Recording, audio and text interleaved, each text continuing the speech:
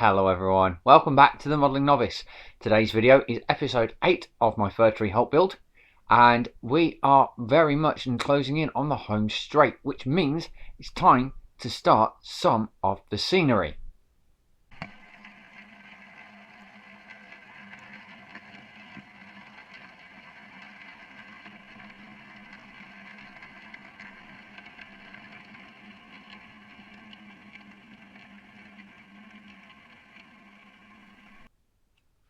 So what's the plan of action?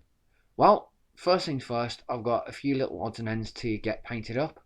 I want to continue getting some of the details ready for the engine shed, and also it's going to be all hands on deck getting onto the scenery. Now, in order for that to actually take place, I need to make sure that I've got what I need prepared, especially if something's going to be put in place permanently where we're going to start. Now,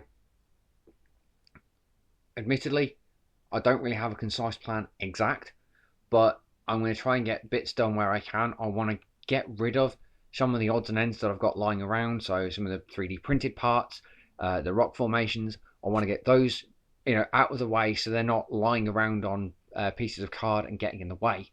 So if we can get those done, in place and positioned or finished, fantastic. Also, I want to get the hard standing painted, and then I can start on some of the scatters, and then the very last episode is probably going to be all the detailing. So first things first, let's get the paintbrushes out, shall we? The first items that I'm going to try and progress on are the engine shed windows, and for that I need a sheet of clear plastic to act as window glazing. This is from the lid of a chocolate selection box the wife and I received at Christmas, and would be perfect for the job. To stick the outside frames onto the clear sheet, I'm using Humbrol Clear Fix. Unlike PVA, this adhesive will dry completely clear, and will mean that the windows should remain see-through even though the inside of the shed will not be decorated or lit. I apply this to the back of the frames using a cocktail stick, or toothpick for any American viewers. I want to try and get a decent bead of adhesive on here in order to create a strong enough bond, but not apply so much there is a very obvious over application that spills onto the windows. A little bit's going to be fine here and there, but I don't want a massive obvious line. As you can see, I have had a bit of a playlist change, as I had the Wednesday Express on with Model Railway Quest on in the background. I've already listened to the latest episode of Merc when I'd done this job, so I needed something new to listen to, and this glue will need about 24 hours to dry before I can cut them out and move on to the next job.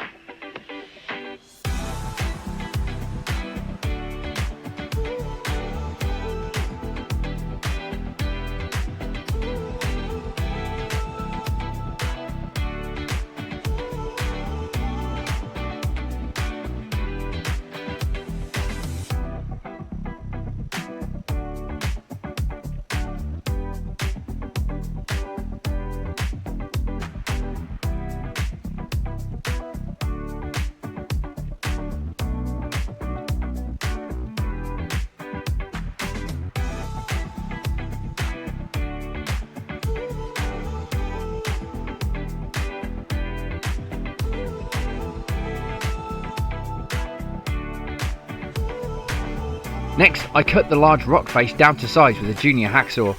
This piece is about the right width, but is far too tall for where I want to put it. I may find a use for the other section, but for now, I just need this piece and the small rocks to build up a rock face. Taking these over to the layout, I realise I need to cut into the hillside a little bit to fit the main rock face. I'm trying to remove as little as possible here so I don't have too big of a gap to fill in. I also want the rock face to mostly stand freely, but to be secured in place once I'm happy with the fitment. I have done a small amount of damage here. Everything will be given more coats of paint to blend it in all later on. To stick it in place, I'm using some of the modelling filler I have left over. This should be strong enough to hold everything in place, and then it can be painted up to blend in the rocks afterwards. It's a little dry, so a quick spray of water softens it out. This is the same tub I used back on the platforms a few months ago.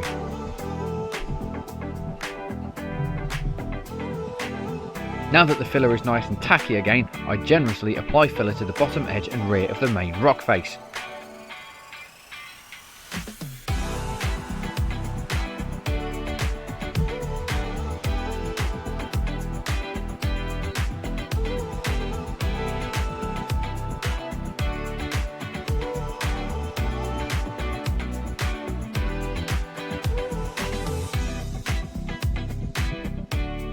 Next, I use what remaining filler I have left to fill in the sides.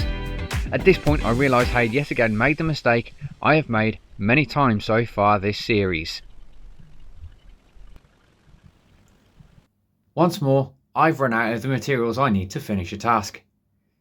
Admittedly though, this time, this wasn't really my fault on that. I bought this filler for a different job and I didn't know what I was going to be doing with the rock face at the time. I didn't even have the rock face even started at that point. So we'll just have to take that on the chin and get some more. Back to the layout, and before I start painting the hard standing, I wanted to neaten up some of the edges and make some minor repairs as there was a small area which was cracking and lifting. So I set to work with the clay and some water. When I last used this clay I made sure to wrap it up very tightly in cling film, which has kept it nice, fresh and moist. I want to make sure this outer edge is as square as possible, and this should minimise any gaps that should I decide to fit a removable back seam. I'm also making sure I level out the surface where the engine shed will rest. Currently there is a bit of an air gap in places and I want the shed to be removable for storage. I can't just apply clay or modelling material to set it in place. I do however want to make sure I leave a fresh imprint as the old one was no longer visible. It was also slightly too far forward last time, so this will fix that problem.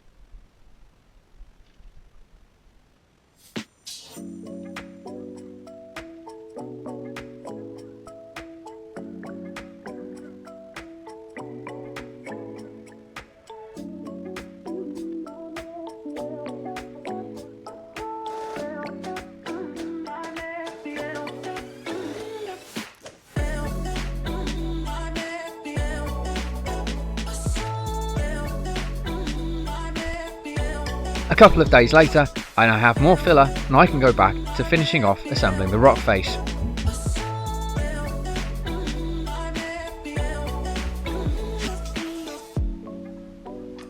I finish off by filling in the remaining gaps around the sides and the top of the main face. Then I apply some liberally to the base of the smaller rock pieces and stick them down as and where I see fit to build up the surrounding area. I actually wasn't happy with the original positioning on some rocks, so this did change after I stopped filming.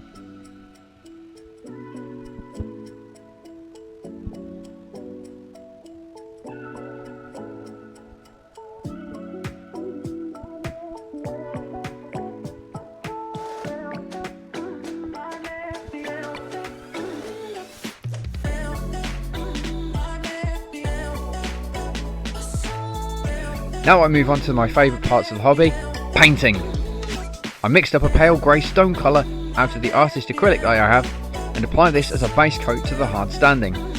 Every once in a while I wipe the rails off just to keep them clean.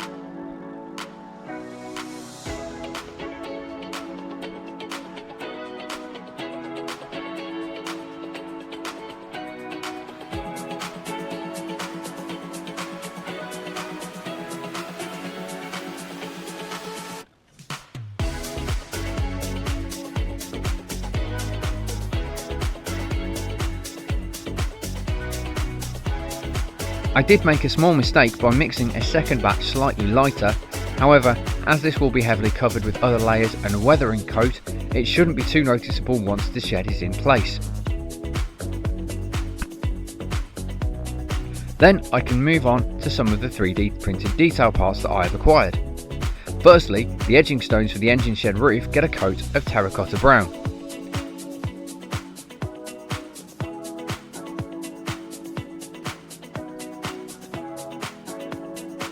Then I apply a second layer onto my station sign. I've got two here, and the best one will be the one that ends up on the layout. You may also notice that the shed windows still haven't been cut out. A couple of them have moved. Unfortunately, I had to stick some back on to the sheet of acrylic and leave it to dry again. I'm sure I'll get round to finishing that job eventually.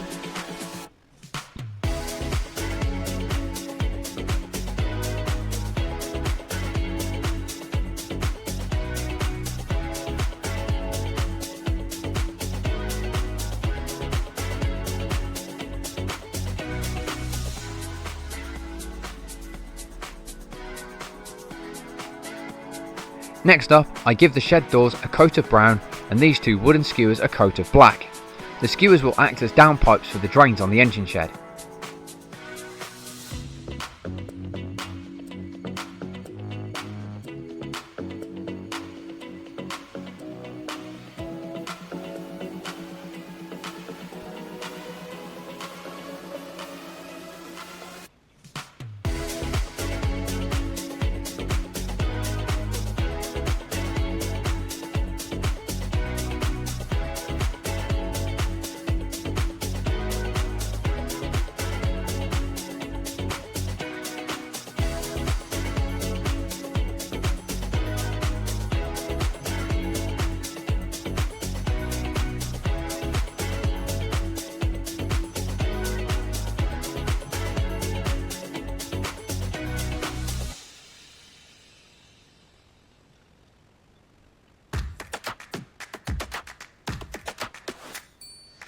Then I go back to applying another coat onto the station signs, as this will even out the coats and give the edges a crisp and smooth finish.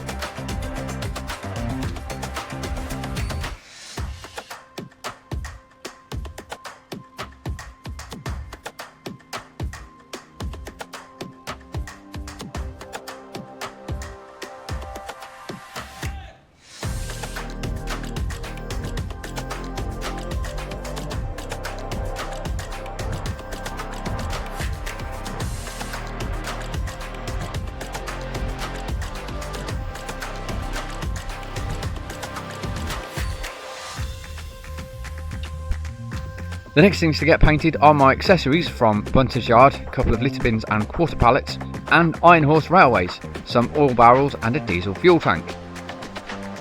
The first layer is going to be a grey coat. I am also adding a drop of silver into this as well. I'm sort of using it as a pseudo primer, as I don't have an actual acrylic primer to hand. The handrails and walkway got a quick coat of black off camera, along with the drain and gutter brackets.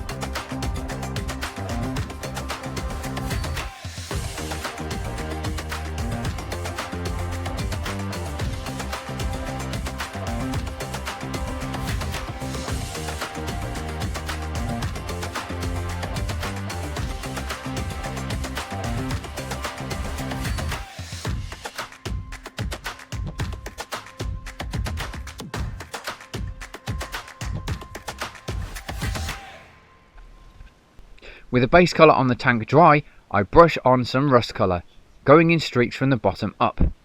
I then use Humbrol silver and dry brush from the top down. This has given a really cool patina effect. It still needs some oil staining and weathering to add a bit more grime, but it is looking good so far. A lot of the rest of the painting I've actually now done off camera. Right, so as you can see, things are progressing quite nicely. Now, having placed these in with some filler and painting it over, I think that rock face is starting to look really nice now. All I need to do really is get the scatter around of that, make the grass area look good, hide some of the imperfections, and I think that's going to look really nice. Also, this is that lovely fuel tank that was printed by Iron Horse Railways. Looks absolutely lovely. Not quite finished with it, but I'm happy with how that's looking so far. Also got a couple of oil barrels. I've even got my station sign happy So after about 3 attempts, I've also got a couple of little bins, and yeah, those are just some of the drain pipe parts for the engine shed. I've also put the brick bonding, that is now glued in place. I've also glued my coaling stage in place. You'll excuse that. So yes, as you can see, this has all been now painted up, and that is also glued down. So the next job now I'm going to focus on is getting the sand down around here and here for the work area. Now this is obviously going to be a place where engineers theoretically and volunteers would be working away, making things happen line side. So it's almost like the extension of the depot really. So it's going to be grubby, going to be messy. You know, so they're going to have a rough floor, you know, a bit of gravel, and the like. So that's going to be the main focus around here. So if I can get that bit finished and say that one area is done, I'm going to be pretty happy with that. So I'm going to get some newspaper underneath, some masking tape around the border, and get cracking with the job.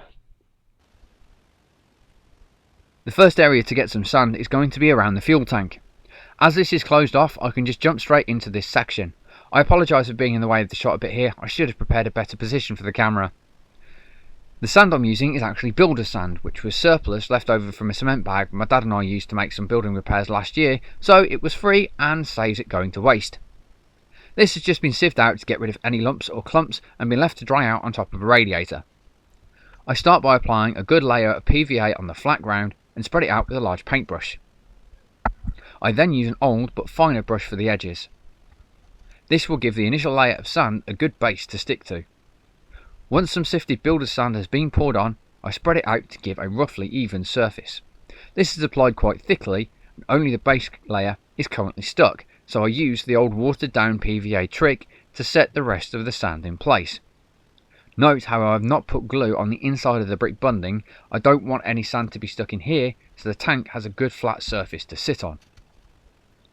Now all of the sand has had a good soaking in PVA mix, I can progress on to the main section on the front right corner of the layout. I mask off the edges all the way round. I don't want any excess spilling over the sides of the baseboard and onto the carpet, so this should contain everything. Then it's just a case of repeating the process to apply glue, then the sand and the PVA mix on top. Okay, so as we can see, that sand is now dried. And I've got to say, I'm pretty happy with the results. Now, probably does need a little bit of weathering. I'll probably give it a bit of a wash with acrylic just to make it a bit more grubby. But other than that, I'm actually quite satisfied. So that's more of the scenery now in position. It's creeping ever closer, isn't it? However, there's still a lot to do. And next thing I want to do is to sort out the tarmac. So I need to actually sort out the tarmac surface here and for the car park area of the station here. And then once that's done, before I actually get onto the ground scatter and grass work, I'm going to need to do some surgery over the other side. So what am I doing for the road surface then? Well, I've got this, which is a roll of tarmac ballast mat from Javis. This, perhaps not the most high fidelity option out there, but I think it will do the job just fine. And what I can do then is just use some scatter or ballast to just cover any of the imperfections. Also as well, once that's down, it's pretty much going to be straight away. And I can also use a white paint marker line to do some of the car parking spaces and the road markings and whatnot. So, without further ado, let's get cracking. These Javis sheets are pretty easy to use. Just cut to size and stick down with a full, even layer of glue. It is effectively brown paper with a layer of paint or glue that has a spine sprinkle of tarmac or asphalt coloured ballast applied to it. There are more modern and expensive options that give a much more realistic appearance than this, but this sheet stuff should be okay for anyone just starting out. It's very affordable and quite easy to use. Plus, you can weather it, which should help improve the illusion, as I will do so in the future. So as you can see, I'm marking out and cutting the section I am working on, taking care to make sure everything aligns neatly. A good quality pair of scissors is recommended for this to ensure a neat edge. For the most part, I'm not too worried, as I'm going over to cover the edge with scatter. Once I have the shape how I want it, I put a generous but even layer of PVA glue down on the area it's going to be stuck to. It's better to overspill the glue slightly here, as you can ensure the edges are stuck down properly. I press firmly into the tarmac sheet to ensure complete flat adhesion. It may be necessary to weigh down larger sections like I will be doing in the middle, but the small piece at the front, this should be fine.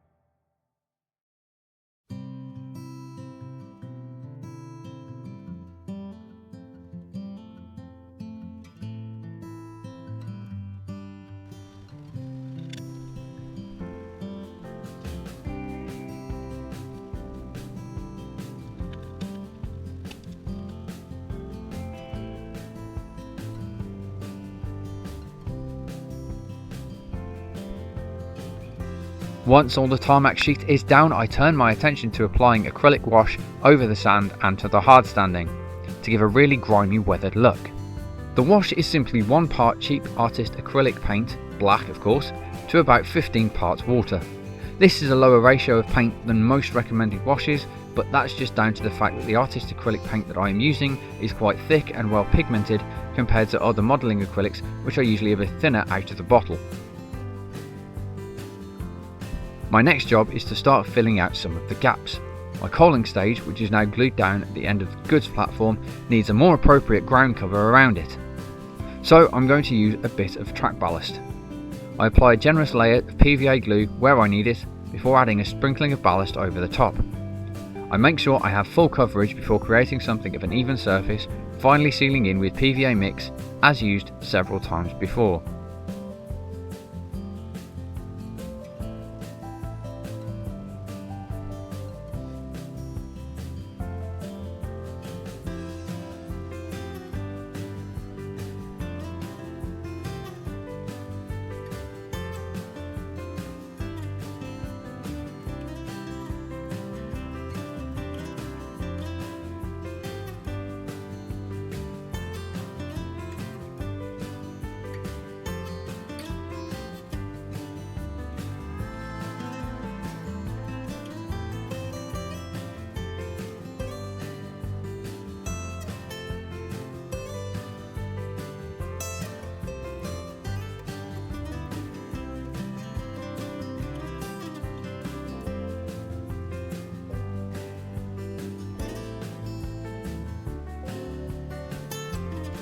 I'm also going to add some dirt scatter, which should hopefully blend the natural scenics with the man-made. I have a tub of sterilised, sifted soil from my garden. This was done by drying it out in an oven on a low heat for an hour or two, on thin layers of baking parchment. Modern earth scatters are good at replicating soil colour and texture, but this is a good method of saving a little bit of money if you're on a tight budget. I am applying a strip between the sand and the road surface which will cover the edge of the paper again, with the base layer of neat PVA and a top sealing layer of watered down PVA mix. I'm not doing the left side of the roadway yet, as I have more work to do on the scenic area, which has suffered a little bit of damage over time. I also scatter some soil over the sand and seal in with PVA just to add variation in colour and texture.